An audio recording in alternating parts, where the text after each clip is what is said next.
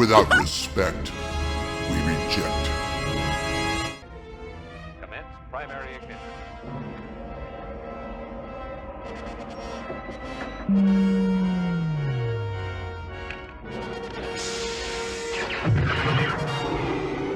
Damn you!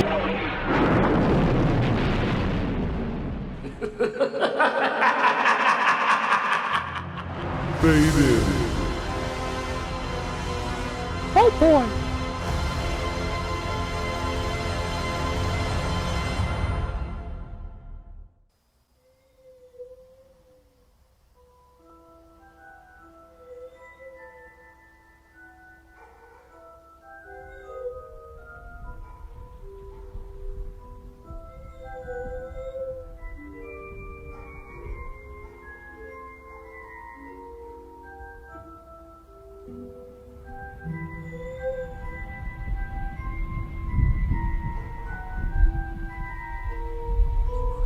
Maxima.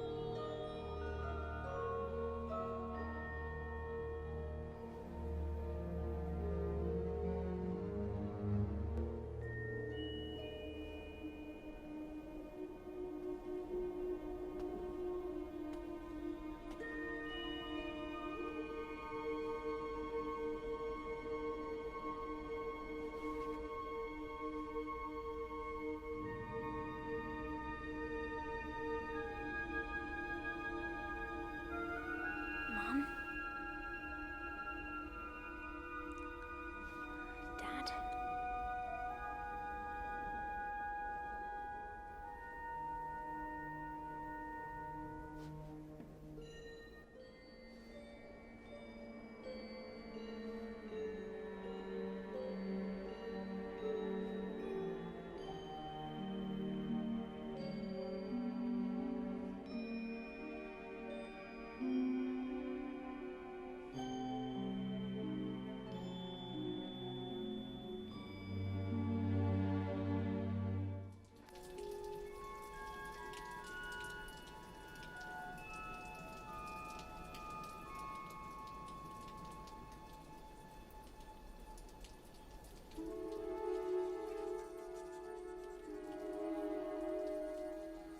Back again, Harry?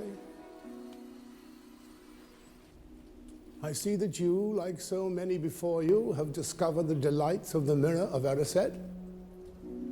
I trust by now you realize what it does. Let me give you a clue.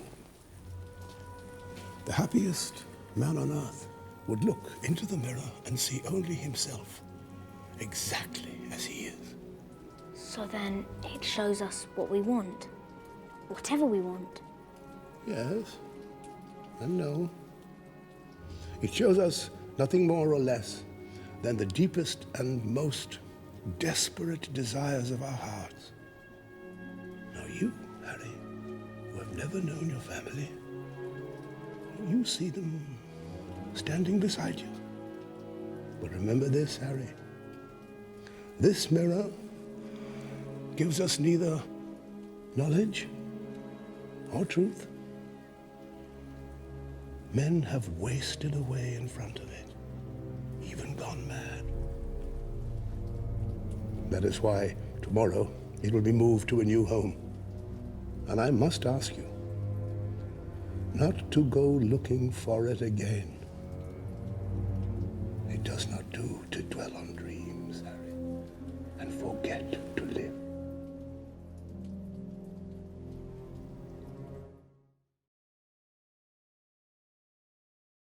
And just like the mirror of Erised, our media could be considered the ultimate dream machine, that in itself creates all those desires for us and then offers them in such a way as we eventually believe them to be our own.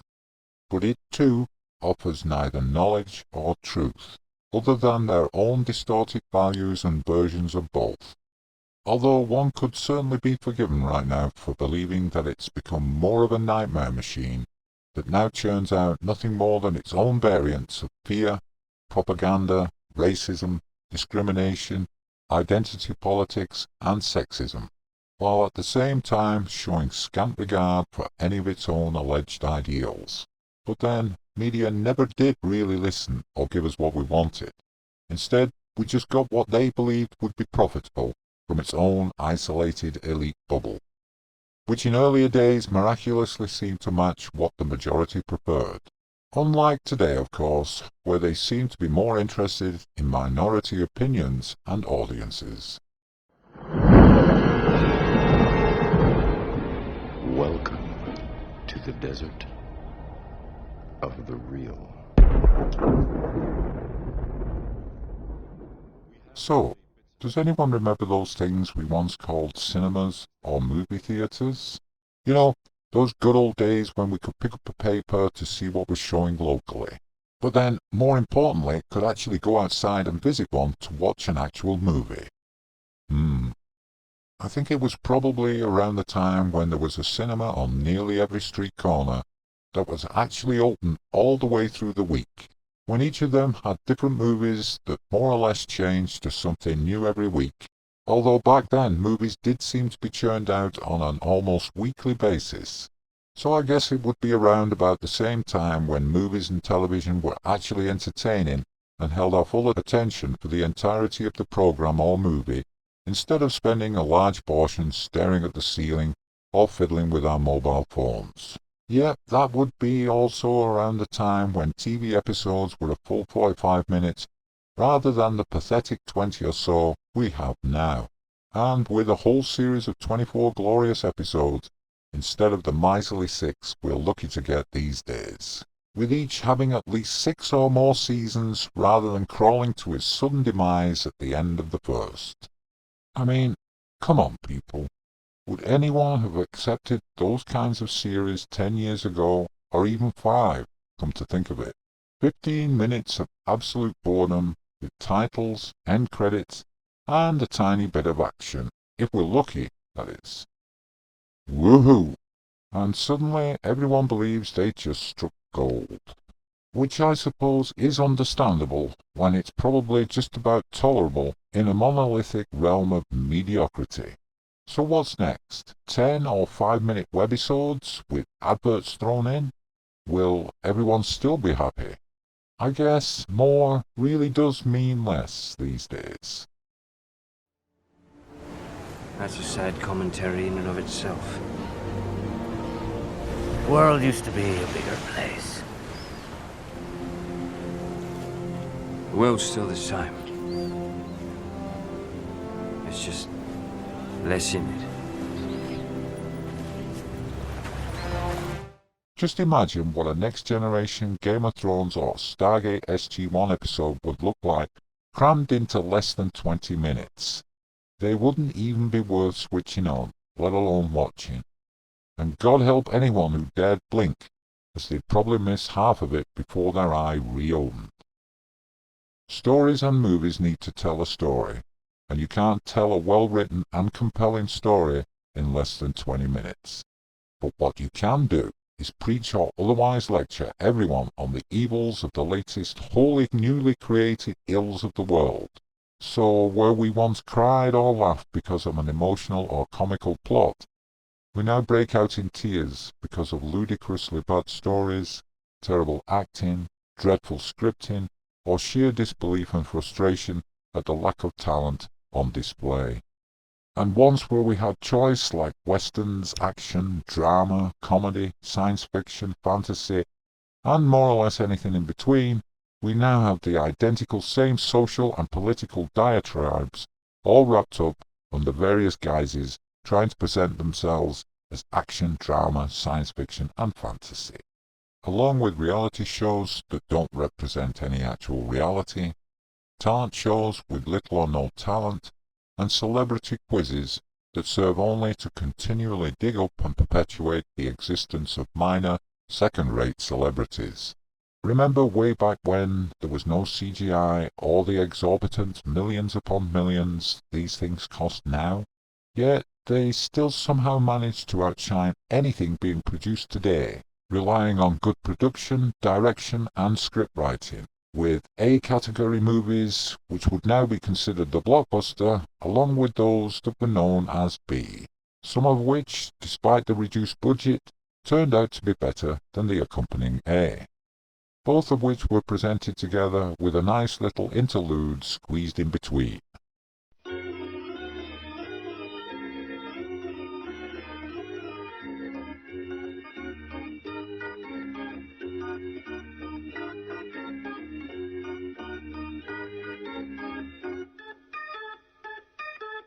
Now we're lucky if a movie is shown in its entirety, getting clipped shorter and shorter so they can shove more bums in seats. Although we do eventually get an extended director's cut, packaged as an extra expense and bonus on the following Blu-ray release, or shown as a belated Zack Snyder release. But then, just like the idiots we all are, we immediately rush to watch them, instead of realizing that we're basically paying twice to see the almost exact same thing, when Hollywood should have given us a finished product the first time around, rather than a sort of beta version, pretty much in the same way as the gaming industry, that gives us nothing but glitchy, unfinished beta versions, where we're then supposed to act as unpaid guinea pigs on their behalf, or merely watch their overhyped trailers advertising something that won't be released for a further 2 years, just so they can get all those lucrative pre-orders, before finally issuing a reduced, substandard, unfinished version. And we just keep accepting them, knowing they're the only game in town, so to speak, without which we'd all have nothing to do but twiddle our thumbs. Right? Never once realizing that a steaming pile of shit is still shit, even if it's gone cold and wrapped in the latest pretty pink bow or 60 seconds of CGI Luke Skywalker. And therein lies the problem, as we're all suffering from a form of Stockholm battered wives-like syndrome, because regardless of the continual beating and abuse, they still run back to their beloved abuser for more, just as we run back to the gaming industry, media, and Hollywood. So we bitch, moan, and throw hissy fits, and then wonder why our abuser just got more aggressive. But more importantly, instead of turning around and running for the hills, we instead immediately accept the next pathetic promise of better behavior and return with open arms, just begging for the next inevitable pounding. And this is where the fans enter center stage. Derived from the word fanatic, they are defined as persons with an extreme and uncritical enthusiasm or zeal, which is somewhat ironic, because if they were indeed uncritical as defined, then they should automatically accept everything coming out of the media, both good and bad, and welcome them with the necessary extreme enthusiasm. Yet instead, we have become very critical and disapproving of almost everything coming from the TV, movie, and gaming industries. But nonetheless, this is exactly how passionate moviegoers are viewed by the very people that create TV programs and movies. Indeed, to top it off, the media then goes as far as to label the fans as extreme right-wing conservatives, which is the exact opposite of the definition of the word fan. So which is it, extreme or conservative? Because they are defined as polar opposites. However, what the media forgets to consider is that all those labelled as fans are in fact merely their audience, that simply decides and chooses how and where to spend their hard-earned money and their limited time. Hollywood and the media created these franchises. We didn't. They wanted us to worship and buy their products, but then immediately turn around and hate us because we became attached to each of them in turn. Well, certainly there are those who are more responsible than others, and they will be held accountable. But again, truth be told, if you're looking for the guilty, you need only look into a mirror. So if anyone is to blame, then they need look no further than that mirror, because in the past they did such a good job that now anything less has become substandard and lame. They created the magic and set the standard, but have now dropped the bar so low that we as the audience can now see all the doves tucked away under the magician's coat. Everyone creates the thing they dread. Men of peace create engines of war. Invaders create avengers. People create smaller people. Children. I lost the word there. Children. Designed to supplant them, to help them end. So inevitably, just like Frankenstein, the media themselves created the monster that they now call fandom, but ironically believe that they somehow form a small minority visible only within what has now become known as the Fandom Menace, when in fact there is an even larger contingent hidden from sight among the greater silent majority, who will never be visible and certainly never heard, yet they will be felt, and they will certainly aid in bringing about their end, because not everyone has a platform to voice their disdain or criticism, and while some will inevitably drift towards those who do, the rest will simply content themselves with refusing to waste their valuable money and time on something they now believe to be substandard, tainted, and impure. People don't like being treated as children, and if they want lectures, then they can decide for themselves if they want to go back to college or school. They certainly don't want it forced upon them in the news, movies, or TV series. And of course, the reason the media is now focusing on the alternative forms as everyone turns their back on the large corporations to seek honest opinion, information, and entertainment. And this is exactly why the likes of the Fandom Menace must be eradicated. But not just them alone, as anyone becoming popular on the new alternatives have become a threat to the mainstream. When combined, they garnish far more audience and attention than the established outlets, as they cater directly to their audiences, who they treat as a community that is respected and listened to, as their hosts, unlike the media, realize that without an audience there would be no platform, and they would simply fade away and eventually disappear. It's called populism, which has once again been redefined and altered into an anti-establishment political ideology, when it was originally defined as being the mere opinions and voice of the common people. But as we all know, the common people can't have their own opinion, who must relinquish that power to a higher authority through government representation, so that an elite minority can speak and make decisions on their behalf. Therefore, as children, we are expected to shut up and sit in the corner while all the grown-ups do all the hard work on our behalf, except, that is, when it comes time to vote or buy their products, when they suddenly beg our attention and we become their blue-eyed boys and girls once again, expected to sit up, take notice, and immediately do their bidding. And so populism has become something to fear, because it represents what the people actually want, as opposed to what the authority dictates we have. In other words, shut up and eat the shit we dish out, and you're not only going to enjoy it, but you're also going to come running back for more when you've finished. Or perhaps better known as you'll own nothing and be ecstatically happy.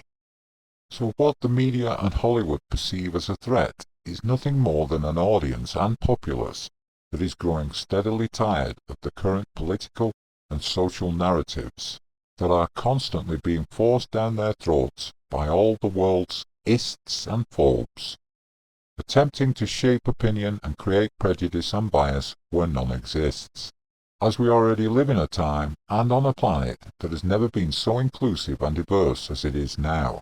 And let's face it, We're not the ones mandating or advocating violence, intolerance, categorizing, labeling, segregating, isolating, social distancing, quarantining, freedom passports, masks, or creating paranoia and fear, all wanting special badges and special holiday camps for special people.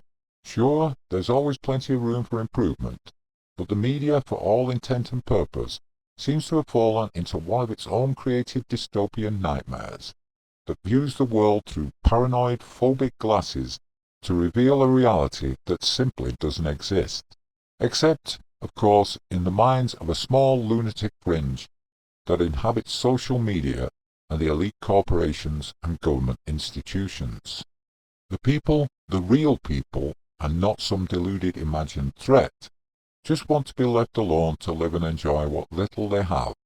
And if outside forces keep pushing in the way they are, then sooner or later they'll start to push back. So be very aware, Hollywood, that you are effectively destroying all your own bridges, and I might add, with very little help from anyone else. But also be aware that the train you've set in motion is now hurtling at breakneck speed down a very flimsy and precarious track. Hey! What are you doing? I won't kill you.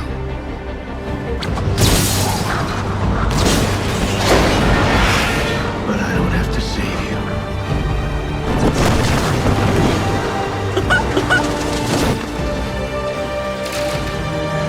Oh no!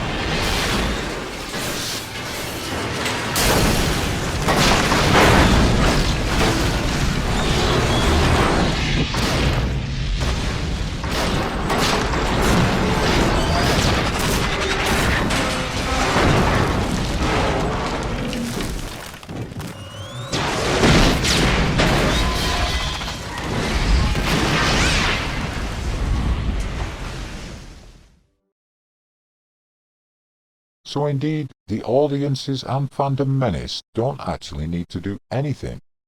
They simply don't have to lift a finger, show any interest, or spend a single penny to save them either, as they seem to be doing a damn fine job of derailing themselves.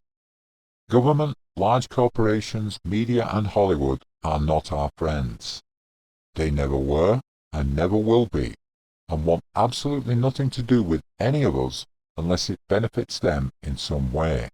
They are faceless, soulless entities that are inhabited by clueless, compartmentalized minions, rivaling those of any Despicable Me movie. Media specifically, as the name implies, is derived from magic and illusion, and populated by pretenders who can change their demeanor and character in the blink of an eye. And although we may believe we know these figments of imagination, we're actually forming a belief on nothing more than sleight of hand and trickery.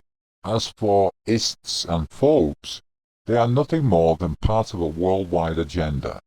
Simply follow the signs at the zoo and do not feed the animals, because even negative attention is still enough to aid in their survival. Imagine for a moment what would happen if every sane individual suddenly left social media to its own devices, because it's almost guaranteed that soon after, with no one paying any attention, we would find they've gone even more insane, turned on one another, and begun to eat themselves alive. Nowhere else on earth does anyone deliberately go anywhere to stand around to either insult or be insulted by one another repeatedly. Unless, of course, you're Monty Python or some kind of idiot. And anyone who does needs to seek professional mental health assistance as soon as is humanly possible. I've brought you a gift. What is it? It's a crystal. Nothing more. But if you turn it this way, look into it, it'll show you your dreams.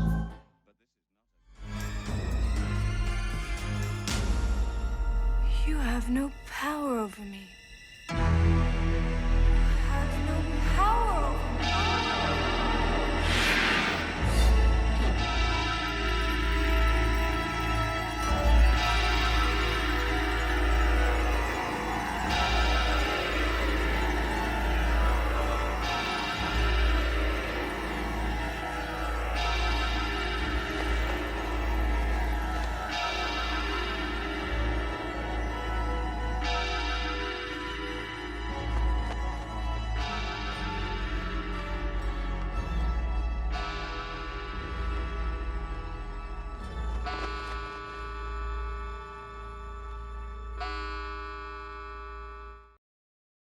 all those nasty names used to try and label everyone who disagrees is just like the crystal, because it distorts their reality so that no matter how they hold it, all they see are things they loathe and hate the most. But the morons have used the same tropes so often and on such a wide diverse variety of people, they have actually become meaningless, as they now more or less encompass everyone and everything, none of which wear German military uniforms, goose-step in a particular way, follow a certain political agenda, burn books, shave their heads, or wear white encompassing bedsheets. And just like Sarah in the movie, poof, they no longer hold any power over us.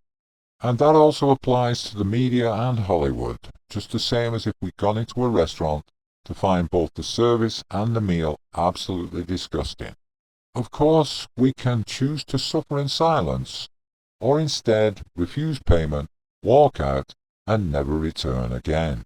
Because it's not boycotting or any form of toxic fandom, it's common sense, as only some form of mentally deranged idiot would willingly pay for the privilege of being insulted and abused. And let's face it, at a time when everyone was and still is locked away in their own individual prison, Hollywood and the media had an excellent opportunity to offer its audiences entertainment and escapism. But instead, they chose agenda and narrative over good entertainment and profit. So obviously, the latter was much more important than the former. So instead, they decided to use the incident to try and re-educate an already captive audience with woke, political, and social propaganda, which should, when combined with their reactions against those actually paying and supporting their services, tell us all a lot more about their true motives rather than the illusion and lies they're trying to propagate and tie back into their woke propaganda. But it also tells me that both Hollywood and the media are dying and going through the initial stages of grief, with the first denial of the absolute obvious, while lashing out in the second with anger and attacking anyone it sees as a possible excuse for all those failures, rather than face the truth caused of course by that prior denial to see and accept the obvious.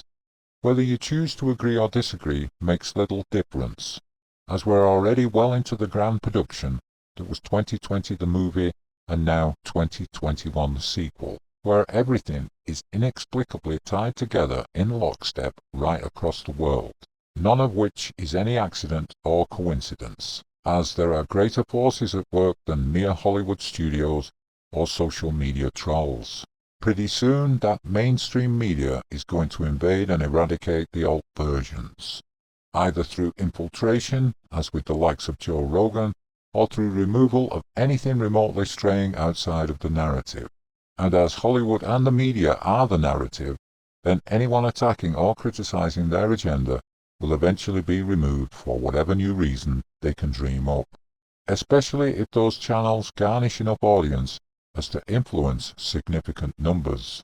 And let's face it, whether the Fandom Menace acknowledges that fact or not, they have become major players and influencers among the alt media, who can turn the tide of any opinion with an echo chamber for like-minded individuals. Remember, with great power comes great responsibility. And that's exactly the point, because the Fandom Menace are becoming sort of like superheroes in their own right, as people have now become reliant on their presence and their opinion, and for which the likes of the media and Hollywood despise their newfound abilities. So, with more members and viewers, not only does the value of those channels increase monetarily, but also the greater the influence and control that could be applied, which is exactly what is being effectively stolen from the media and Hollywood, and that they will almost certainly want to claw back. And while it is very easy to blame the lunatic fringe for attacking the Fandom Menace, as we're already witnessing, there are definite connections to a higher authority, which goes a lot further than any one single movie studio. But let's not forget that the Fandom Menace didn't just go and poke the sleeping beast with a long pointy stick. It then went ahead and shoved the firecracker up its arse and woke the damn thing up, and it's now in a very bad mood looking for payback. So it's pretty certain, just as with Newton's law, that there will be an inevitable equal reaction to any Fandom Menace initial action, and as they position themselves as the main visible conduit to the supporting fans, then it's pretty certain that they will draw all the flack from the barrage of attacks coming from the various sources. Which is partly why Ethan Van Sciver recently received negative attention, not only because he associated with the Fandom Menace, but also because of Comicsgate and his recent self-funded Cyberfrog publication, making him a target on 3 fronts: Hollywood, publishers, and the comic industries, probably making him even more dangerous than the combined Fandom Menace. Especially as he recently advised his viewers to ignore Hollywood and create their own entertainment, which is a message the mainstream industries don't want spread around. As our ability to ignore and thereby refuse to consent is probably one of the greatest powers we have, because anything outside of our knowledge and sphere of subsistence simply ceases to exist, and the reason they are going to extraordinary lengths to make as much noise as possible so as to gain maximum visibility and attention. So, what the media and Hollywood define as fans are merely ordinary people that represent a whole diverse mixture of age groups, gender, race, creeds, and political, religious, and social backgrounds. But more importantly, people who have the power and money they need to survive, and who were not responsible for making crap series and movies or introducing social and political narratives into their industries. They simply sat down and watched a pile of drivel, who then had the audacity to dislike and criticize what they'd just seen, refusing thereafter to waste any more effort, time, or money on anything similar, because, unfortunately, they remembered something that all the large corporations seem to have forgotten, that the customer is always right, and that they are merely servants providing services. Snag is, these same corporations have become so big and so monopolized, they now believe that we, as the customer, have somehow become subservient to them. And while it is true that these entities are the only services available, they forgot that left with no other choice, we can simply learn to go without and find better things to do with our time and our money. And as we've already spent the best part of a year and a half under lockdown, we're already learning just how easy it is to do without, and the reason we are witnessing a shift in talent and entertainment away from the mainstream media and Hollywood. So, dust up your job applications, Hollywood, because it's very possible that it won't be too long before you're all looking for work and joining the applicants outside of Amazon and McDonald's.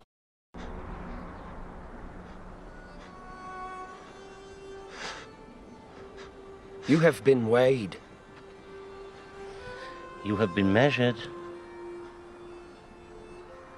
And you absolutely have been found wanting. Welcome to the new world. God save you, if it is right that he should do so.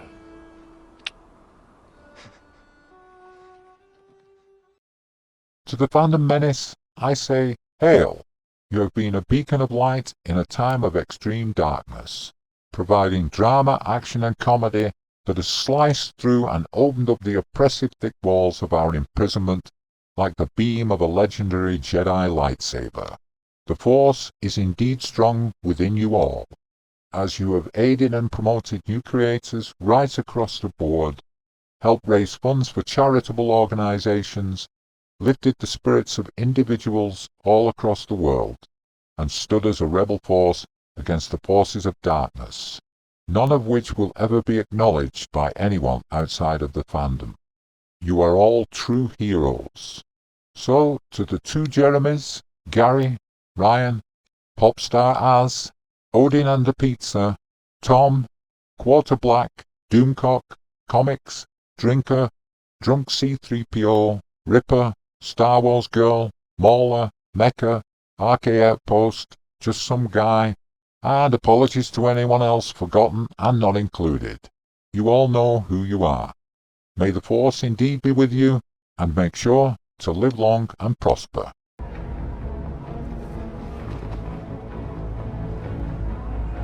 It's not who I am underneath, but what I do that defines me. Bruce?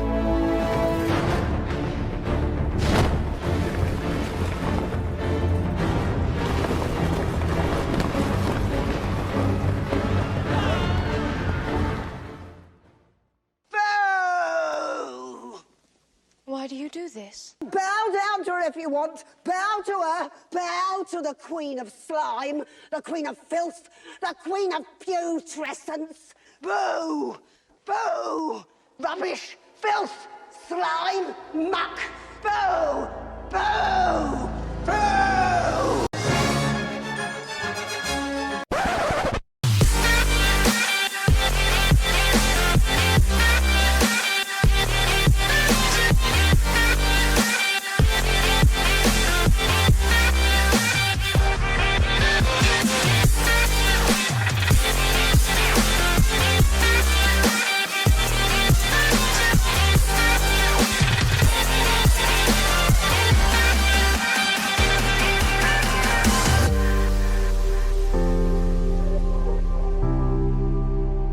Thank you so much. I love you so much.